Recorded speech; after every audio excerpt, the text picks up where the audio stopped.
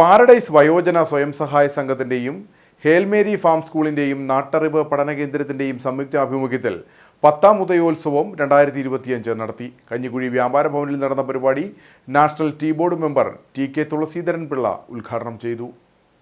Paradise വയോജന സ്വയം സഹായ സംഘത്തിന്റെയും ഹേൽമേരി ഫാം സ്കൂളിന്റെയും നാട്ടറിവ് പഠനകേന്ദ്രത്തിന്റെയും സംയുക്താഭിമുഖ്യത്തിലാണ് 10ാം ഉദയ ഉത്സവം സംഘടിപ്പിച്ചത്. കഞ്ഞിക്കുഴി വ്യാപാര ഭവനിൽ നടന്ന പരിപാടിയിൽ PJ വർഗീസ് അധ്യക്ഷനായിരുന്നു. നാഷണൽ ടീ ബോർഡ് അംഗം TK തുളസീധരൻ പിള്ള ഉദ്ഘാടനം ചെയ്തു. 10ാം തീയതിയാണ് 10ാം തീയതി. മേടം 1 നമ്മളുടെ വിഷു. അപ്പോൾ ഈ പഴയ കൃഷി രീതികൾ മറ്റു കാര്യങ്ങളൊക്കെ ആയിട്ട് പ്രത്യേകിച്ച് നമ്മുടെ പരമ്പരാഗത കൃഷി രീതികളെല്ലാം കാലാവസ്ഥയെയും പ്രകൃതിയെയും കാലഘടനയും ഒക്കെ ബന്ധപ്പെട്ടായിരുന്നു.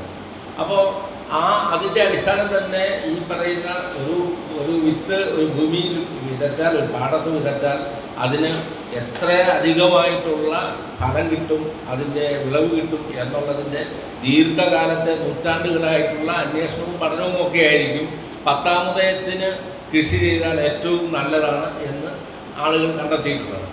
ഹേൽമേരി farm school coordinator Sebastian Vadakkemuri മുഖ്യപ്രഭാഷണം നടത്തി. ഗ്രാമപഞ്ചായത്ത് അംഗം ബേബി ഐക്കര, വ്യാപാരി വ്യവസായി Kanjikuzhi unit president Sibi Arkkattu, senior citizen coordinator Mini എന്നിവർ സംസാരിച്ചു. തുടർന്ന് കൃഷി വിത്തുകളുടെയും പഴവർഗ്ഗങ്ങളുടെയും പ്രദർശനവും നടന്നു.